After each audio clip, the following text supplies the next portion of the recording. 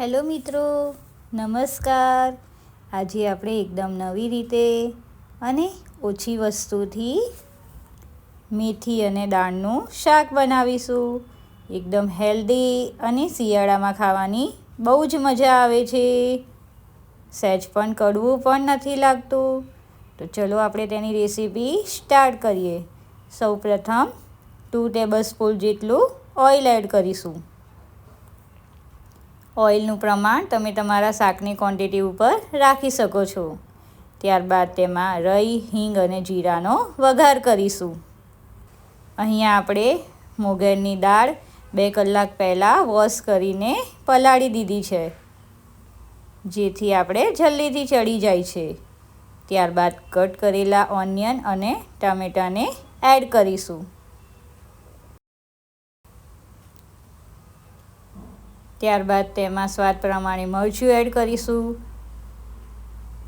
થોડીક હળદર એડ કરીશું. થોડુંક ધાણા જીરું એડ કરીશું. સ્વાદ પ્રમાણે મીઠું એડ કરીશું. બધી વસ્તુને સરખી રીતે મિક્સ કરી લેશું. ત્યારબાદ 2 કલાક પલાળેલી દાળને એડ કરી દેશું.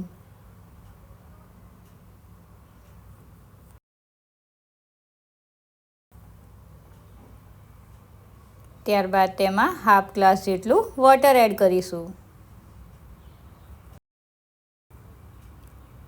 ધીમા આંચે તેને 5 મિનિટ કૂક થવા દેશું.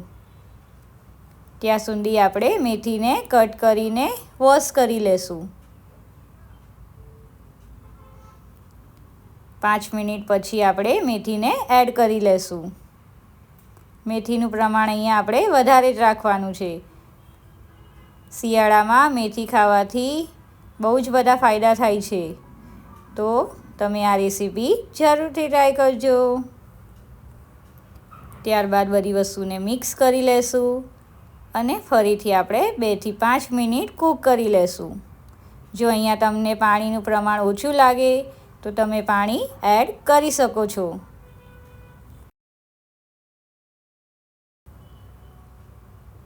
લાગે છે ને એકદમ મજેદાર સબ્જી, જોતાં જ ખાવાનું મન થઈ જાય તેવું.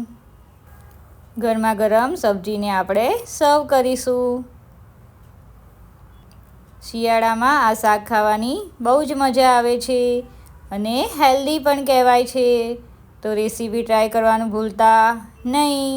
વિડીયો ગમે હોય તો લાઈક જરૂરથી કરજો. Subscribe my channel and join cooking with Disha. Wow!